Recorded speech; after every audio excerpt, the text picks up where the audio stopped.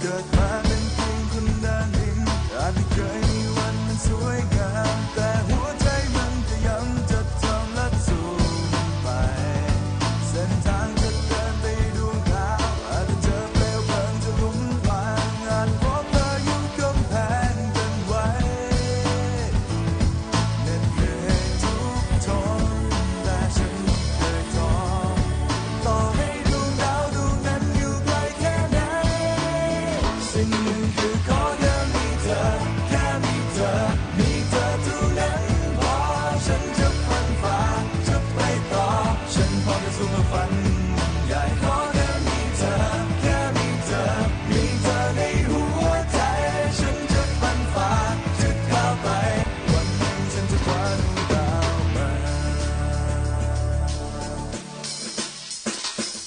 ศรัทธา